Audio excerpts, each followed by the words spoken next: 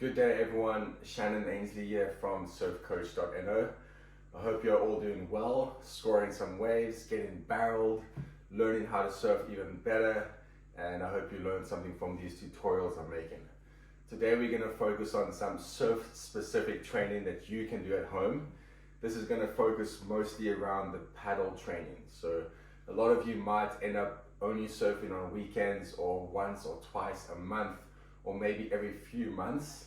And you know what it's like, you'll get to your surf destination or on your surf trip being kind of unprepared and untrained for all the paddling you're going to do in the water.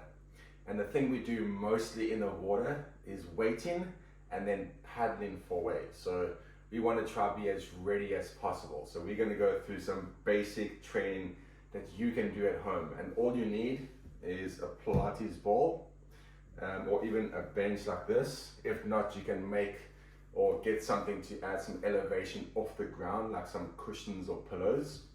And then you can get one of these elastics. These bands are pretty good. I want to show you how to use that. And then some weights. In this tutorial, I'm just going to use some water bottles. And the reason why is because if you do travel like myself, you're not going to travel with weights. So you can maybe fill up a water bottle or two and use those as weights for some paddle training. So let's get straight into it and make sure that you hit that subscribe button. And if you have any suggestions or comments, please feel free to reach out so we can stay connected. All right, let's go through some things. Get into this paddling position, keeping your chest and your chin up and arching your back, and then using the weights and doing your long, deep paddle strokes, making sure that you look over your shoulders at the wave behind you and in front of you as well. If the weights are different in weight, you can switch them so that you have an even amount of training on both arms and both sides, okay? So what you could also do is use this bench or a bench like this, or like I said, you could get some cushions and pillows, get some kind of elevation and place your surfboard on top of it, okay? And then you're going to get into the paddling position as well. Let's see what it looks like. So you're going to get down onto the board. And then you're going to paddle, all right? Get your weights and make sure that you get into that paddling position. Arching your back, keeping your chin and your chest up. Paddling long, deep strokes with the correct technique. Looking in front of you and looking over your shoulders. This is a good workout. Using a bench or finding something you could use that gets you some kind of elevation off the ground and maybe a small surface area is very good training. Elevate your legs and your arms, find a centered position, get your weights and you paddle, okay? This is a difficult one because now all you rely on is your core strength and your back muscles. And right now, my back is burning. It's really good training. And you want to try to keep as steady as possible. Looking over your shoulders, looking in front of you, and you just keep on going.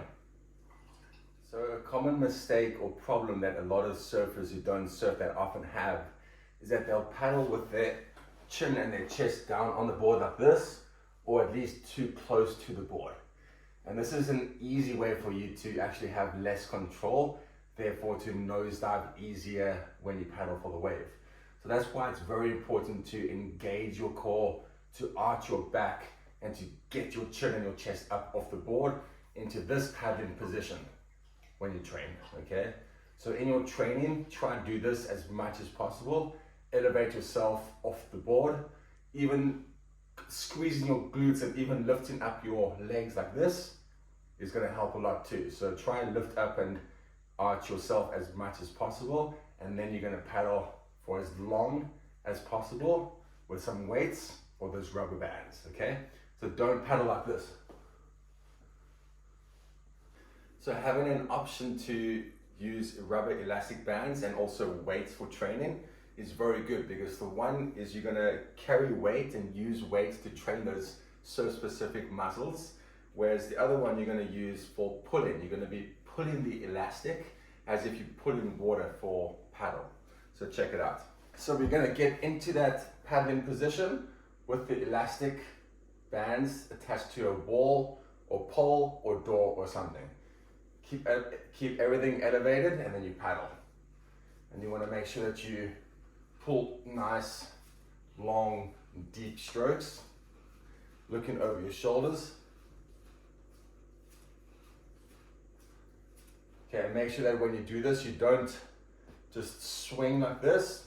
You want to reach far, and then you're going to bend your elbow. Keep the hand close to this bench, as if you're going to pull underneath the board during your paddle stroke, and you're going to extend far, and you keep on going. So you can do this on the bench or on the ball. Okay, so the same thing, get into that paddling position. With the ball, you rest your feet on the ground, and then you paddle. And you look over your shoulders. Make sure that you bend that elbow and you pull alongside the ball and you extend all the way back. And if you move further back, the elastic gets tighter, which makes the paddle training a bit more tight and more difficult. Get into that paddling position. Legs together, chin and chest up, and then again you paddle long, deep strokes. Make sure you bend the elbow and you pull underneath the board, and you extend all the way back, and you keep on going. Just like that.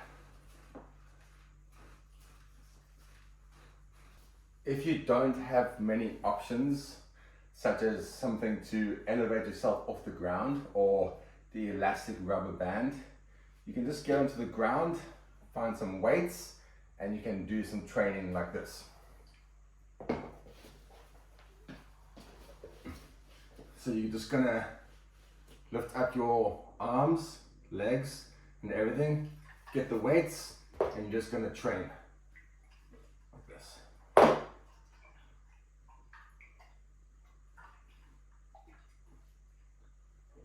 And then you can start doing some rotations to the right side, the middle, left side. Lifting up your legs and the arms. This is really good training for your shoulders, your neck, and your back, as well as your glutes. Okay, so there you have it, some basic training at home that you can do with water bottles, elastic rubber bands, a ball, a mat, or some kind of bench or cushions to elevate you off the ground. Thanks for watching. Have a great day. See you in the water.